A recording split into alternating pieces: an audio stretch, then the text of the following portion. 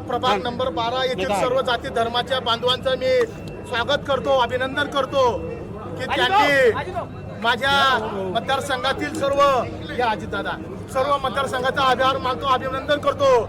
आणि या राज्याचे संकटमोचक गिरीश भाऊ महाजन असतील, जळगाव शहराचे लोकप्रिय आमदार राजूमामा भोडे असतील, चाळीसगावचे कार्यसम्राट मंगेशदादा चव्हाण असतील, सर्व आमचे मंडल प्रमुख अजितदादा असतील, आपलं दीपकजी सूर्यवंशी असतील, आपलं राधेश्यामजी चौधरी साहेब असतील, आमच्या पक्षाचे भरत मोरे असतील व सर्व टीम, नितीन भाऊ बर्डे असतील, उजळताई बेंडाडे असतील, या सर्वांचं मी यांनी जो विश्वास दाखला त्यांचं मी स्वागत करतो, अभिनंदन करतो। आणि एक दलित चेहरा, एक चळवळीचा मुवमेंटचा कार्यकर्ता की गेल्या 55-60 वर्षापासून आम्ही सार्वजनिक जीवनामध्ये काम करत आहे।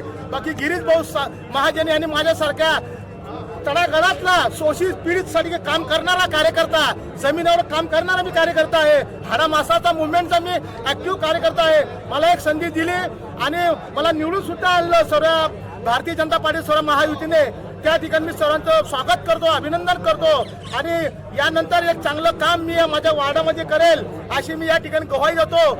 आणि लोक म्हणतात, आमचे दलित समाजाचे लोक बरेच म्हणतात की भारतीय जनता पार्टी ही जातीवादी पार्टी आहे, ही दलितांना सोबत घेत नाही, परंतु मी या ठिकाणी ठासून सांगेल की मोदी साहेब असतील, देवाभाऊ असतील, यांचं सर्व दलित समाजा घेऊन घेण्याचं एक चांगलं काम आहे।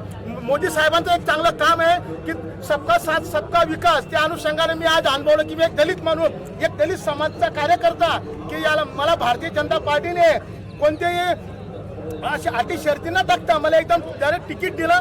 पहिल्या सुरुवातीला माझे तिकीट या ठिकाणी फायनल झालं होतं गिरीश भाऊच्या माध्यमातून। आणि मतारूपी आमच्या मंडळचे अध्यक्ष अजित भाऊ राणे यांनी चांगल्या प्रमाणे या ठिकाणी मेहनत घेतली, नितीन भाऊ बर्डे यांनी मेहनत घेतली, उजळताईंनी मेहनत घेतली व माझ्या सर्व आरपीआयच्या कार्यकर्त्यांनी या ठिकाणी मेहनत घेतली, त्याचं हे फलित आहे।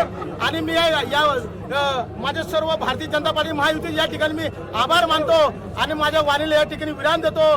जय भीम, जय महाराष्ट्र, जय शिवराय, जय बाबासाहेब।